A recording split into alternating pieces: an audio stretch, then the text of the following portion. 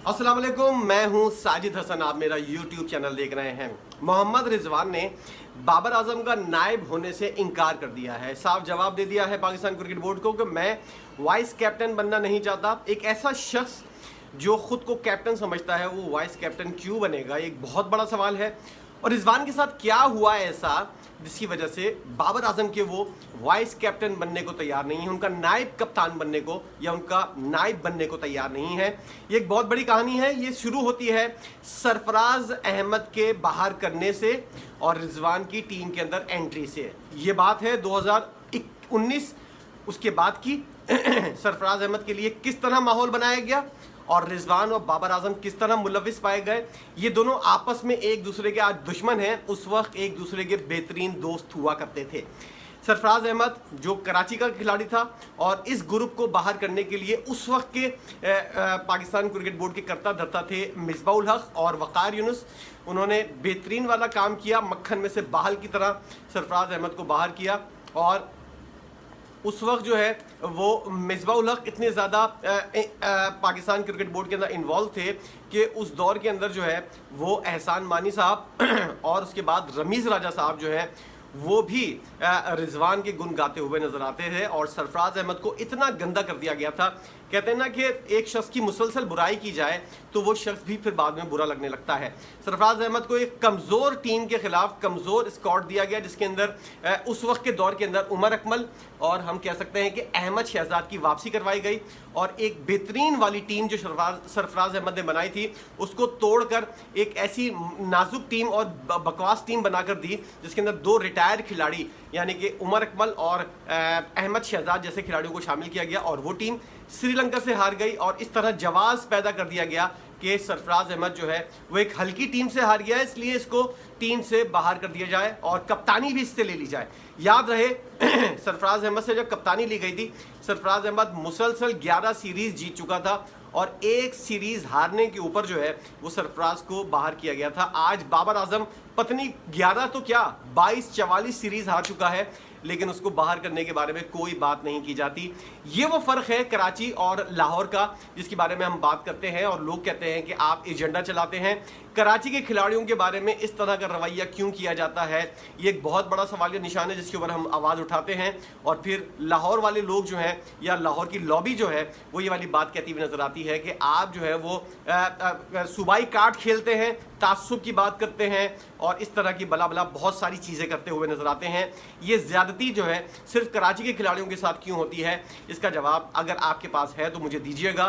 कि कराची का एक कप्तान जो है उसको एक सीरीज़ में हारने की वजह से टीम से बाहर कर दिया जाता है और एक लाहौर का कप्तान जो है उसको मुसलसल सीरीज़ हारने की वजह से फिर भी बरकरार रखा जाता है और उसके बावजूद भी। और शाहीन शाह आफरीदी जैसा कप्तान जो है उसको भी एक सीरीज़ हारने की बुनियाद के ऊपर जो है वो बाहर कर दिया जाता है। ये मैं ये नहीं कहता कि सिर्फ कराची वाले के साथ ज़्यादती हुई है, शाहीन शाह आफरीदी के साथ भी ज़्यादती हुई है। उसको वर्ल्ड कप तक देना चाहिए था मामला। मेरी हमेशा से यही स्टैंड है मेरा कि अब कप्तान बना दिया आपने शाहीन शाह आफरीदी को तो फिर उसको वर्ल्ड कप तक के लिए आपने कप्तान बनाना चाहिए था। बहरहाल वो चीज़ पूरी नहीं हुई। मेरी तमाम सिंपैथी जो है बहुत सारे इख्तलाफात के बावजूद शाहीन शाह आफरीदी के ये वाला मेरा वोट जो है ये रहेगा। लेकिन बाबर आजम और रिजवान का मामला क्यों ख़राब हुआ ये दोनों खिलाड़ी जो है आपस में एक हुआ करते थे और मिसबाउल हक मोहम्मद रिजवान को जो है वो बहुत ज़्यादा पसंद करते थे और उस वक्त उनकी काफ़ी असर रसूख था पाकिस्तान क्रिकेट बोर्ड के अंदर, अभी भी है लेकिन उस मयार का नहीं है। तो मिसबाउल हक ने बहुत ज़्यादा उसको, क्योंकि मिसबाउल हक भी एक तरह से अगर न्याजी है, पठान ख़ानदान से उनका ताल्लुक़ है और मोहम्मद रिजवान भी। अब पाकिस्तान के अंदर ये चीज़ें बहुत ज़्यादा है इसलिए लोग कहते हैं कि ये वाली बातें जो है ये करनी चाहिए और इनका जवाज़ है, ये स्टैंड करती हैं बातें। लाहौर का खिलाड़ी और पंजाब का खिलाड़ी जो है, मैं तासुब की बात के अलावा मैं रियलिटी बता रहा हूँ आपको कि पाकिस्तान के अंदर क्या होता है। पठान जो है वो पठान को सपोर्ट करता है, पंजाबी जो है वो पंजाबी को सपोर्ट करता है और ये वाली बात जो है ये पूरा पाकिस्तान जानता है। इसके अंदर कोई ऐसी बात नहीं है कि मैं बहुत ज़्यादा कोई आउटस्टैंडिंग बात कर रहा हूँ या ऐसी कोई बात कर रहा हूँ, ये वाली चीज़ स्टैंड करती है। लेकिन कराची के लोग जो है उनके अंदर ये वाली चीज़ पाई जाती है कि वो आपस में ही लड़ के, उनको किसी दुश्मन की ज़रूरत नहीं है, वो लोग खुद ही जो है वो एक दूसरे को बर्बाद करते हुए नजर आते हैं। इसलिए आजकल उनका ये जो हाल है वो अपनी हरकतों की वजह से भी हुआ है। तो सूरत हाल ये थी कि बाबर आजम ने मुकम्मल तौर पर सपोर्ट किया मोहम्मद रिजवान को टीम के अंदर शामिल करने के लिए, और जिस वक्त रिजवान आया था टीम के अंदर उसकी कारकर्दगी इतनी ज़्यादा अच्छी नहीं थी। रिजवान ने, मैं इस बात को क्रेडिट देता हूं रिजवान को कि रिजवान ने अपनी क्रिकेट को सही किया और अपने क्रिकेट का जो डिमांड थी, जो इंटरनेशनल क्रिकेट की थी, उस डिमांड के ऊपर उसने पूरा उतरने के लिए अपने आप को मेहनत की और अपने आप को इस काबिल बनाया कि वो इंटरनेशनल क्रिकेट के अंदर स्टैंड कर सके, और उसने ऐसा करके भी दिखाया। पहले रिजवान बहुत ज़्यादा फेल हुआ, उसके बाद रिजवान ने गैप लिया, और उसके बाद जो रिजवान वापस आया तो वो बिल्कुल आउटस्टैंडिंग रिजवान था। 2021 के अंदर हमने देखा कि जब इंडिया को पाकिस्तान ने शिकस्त दी थी वर्ल्ड कप के अंदर, तो रिजवान और बाबर उस वक्त बेहतरीन वाले दोस्त हुआ करते थे। लेकिन ये वाला मसला जो है ये उस वक्त सामने आया जब शाहिनशाह आफरीदी से कप्तानी लेकर छीनी गई, और रिजवान जो है वो एज अ कप्तान जो है वो पाकिस्तान के मंजरनामे के ऊपर उभरे, और उनको कहा गया कि ये जो है उसके अंदर मेन किरदार शाहिद खान आफरीदी का था। अब आप अंदाज़ा लगाइए कि एक पठान उस वक्त सपोर्ट कर रहा है जब वो टीम के अंदर नहीं था उसको लाने के लिए, और एक पठान उस वक्त सपोर्ट कर रहा है कि उसको कप्तान बनाने के लिए। और शाहिद खान आफरीदी जो है ये वाली बात सच कहते थे या झूठ कहते थे, ज़का अशरफ ने ये वाली बात बिल्कुल मीडिया के सामने रख दी है कि शाहिद खान आफरीदी जो है वो अगर मीडिया के सामने वाली बात कहता था कि मोहम्मद रिजवान को कप्तान होना चाहिए, तो वो मेरे पास आकर ये वाली बात कहता था कि शाहिनशाह आफरीदी को कप्तान बनाए। या ये वाली चीज़ भी अब इस तरह की वो होती है कि आपस में सिर्फ कराची वाले नहीं लड़ते, पठान भी आपस में एक दूसरे को काटने की कोशिश करते हैं और एक दूसरे को नीचा दिखाने की कोशिश करते हैं।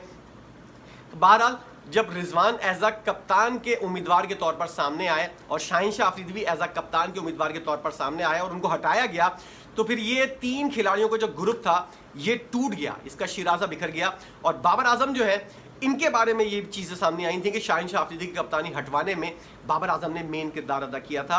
और उसके बाद जो है शाहिनशाह आफरीदी और बाबर आजम और रिजवान के दरमियान जो है वो ताल्लुक़ वैसा नहीं रहा जैसा लोग सोचते थे और जैसा पिछले 3-4 साल से हम देखते हुए आ रहे थे। इसलिए अब सूरत हाल यहाँ तक पहुँच गई है कि मोहम्मद यूसुफ ने मोहम्मद रिजवान को नायब कप्तान की ऑफ़र की थी और नायब कप्तान बनने के बारे में कहा था। वहाब रियाज और अब्दुल रज़ाक भी उस वक्त मौजूद थे। रिजवान ने साफ इनकार कर दिया कि वो बाबर के नायब नहीं बनेंगे, बल्कि वो तो खुद पाकिस्तानी टीम के कप्तान बनने के एक उम्मीदवार हैं। अगर बनाना ही है तो मुझे कप्तान बनाओ, ना कि मुझे बाबर आजम का नायब बनाओ। ये वाली चीज़ जो है ये तमाम तीनों खिलाड़ियों ने, जो सेलेक्टर्स हैं, उन्होंने नोट की और उन्होंने इस बात का अंदाज़ा लगाया कि ये वाली चीज़ जो है बहुत ज़्यादा आगे बढ़ गई है, सीरियस मैटर हो चुका है। क्योंकि कप्तानी का मामला जो है वो तो डिसाइड किया है चेयरमैन पीसीबी मोहसिन नकवी ने। अब रिजवान अगर कप्तानी के बारे में बात कर रहा है और अपने नंबर्स के बारे में बात करता हुआ नजर आ रहा है कि मेरा नंबर छेड़ा गया, मेरी कारकर्दगी बाबर आजम से ज़्यादा अच्छी थी, मैं पहले नंबर के ऊपर या दूसरे नंबर के ऊपर जब मैं खेल रहा था एज अ ओपनर तो मेरी कारकर्दगी बाबर आजम के मुकाबले में बहुत अच्छी थी।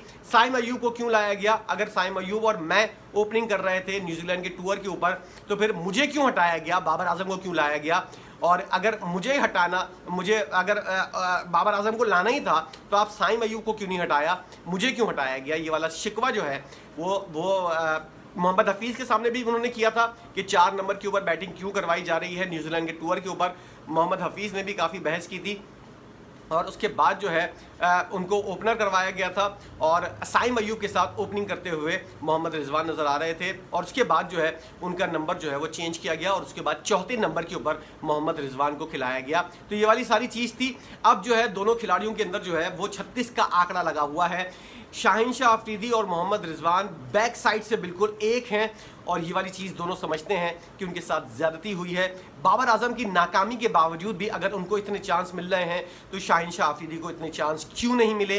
ये वाली चीज़ है, मकाफात अमल है कि जो रिजवान ने और बाबर आजम ने किया था वो आज उन लोगों के सामने आ रहा है। लेकिन लकी ऐसे हैं बाबर आजम कि उनकी चीज़ें जो है वो बहुत जल्दी दुरुस्त हो गई हैं और उनको दोबारा कप्तान बना दिया गया है। इस बारे में आपकी अपनी क्या राय है? दोनों खिलाड़ी जो हैं वो अब एक दूसरे के अपोजिट हो गए हैं।